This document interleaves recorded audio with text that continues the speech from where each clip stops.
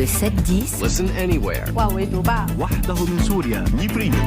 sur France Inter. Géopolitique, Pierre Aski, bonjour. Bonjour Nicolas. Des policiers africains, Pierre, s'apprêtent à débarquer en Haïti pour aider au maintien de l'ordre. C'est l'une des missions les plus dangereuses de l'histoire des forces de paix. Elle ne se rend pas dans un pays en guerre, pas une guerre classique en tout cas, mais dans un territoire, Haïti, en partie aux mains de gangs criminels armés.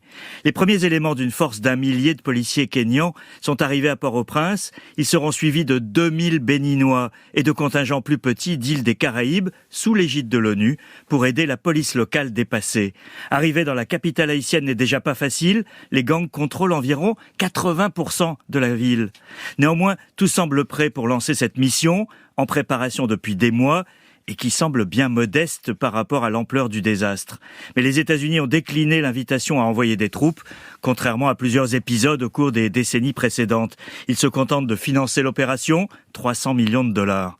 Des avions militaires américains ont effectué plusieurs rotations ces derniers jours pour acheminer du matériel pour la force de police internationale. Et quelle est la situation qui attend cette force de police ? Alors, les policiers africains et caribéens viennent renforcer la petite force de police haïtienne de quelques milliers d'hommes qui a bien du mérite à survivre dans l'enfer des gangs. Ces milliers d'hommes en armes qui tuent, violent et volent reçoivent des armes de Floride en contrebande malgré l'embargo de l'ONU. La situation en Haïti s'est brusquement dégradée avec l'assassinat en juillet 2021 du président Jovenel Moïse. Le Premier ministre a démissionné à son tour le 25 avril dernier, remplacé par un conseil de transition de 9 membres censé organiser des élections. Mais pour ça, il faut la sécurité. Il faut rétablir aussi l'autorité d'un État que l'expert de l'ONU pour Haïti, William O'Neill, décrivait lors d'un récent passage à Paris comme fantôme. Et pourquoi les pays africains s'engagent-ils, Pierre ? Haïti occupe une place spéciale dans l'imaginaire africain, Nicolas, en tant que première république noire à partir de 1804. Le Bénin y ajoute une dimension particulière. Il partage une culture commune avec Haïti, celle du peuple Yoruba, qu'ont emporté les esclaves déportés du golfe de Guinée sur la côte ouest de l'Afrique.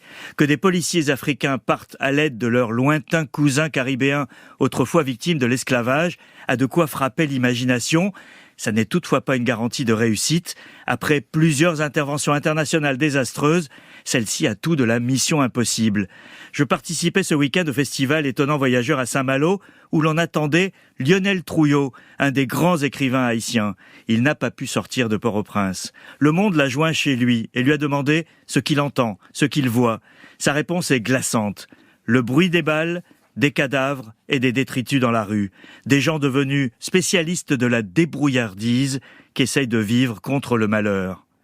Il faut espérer pour les Haïtiens que les policiers africains réussiront et qu'ils ne trouveront pas à leur tour ce malheur dont parle Lionel Trouillot. Pierre Aski, merci.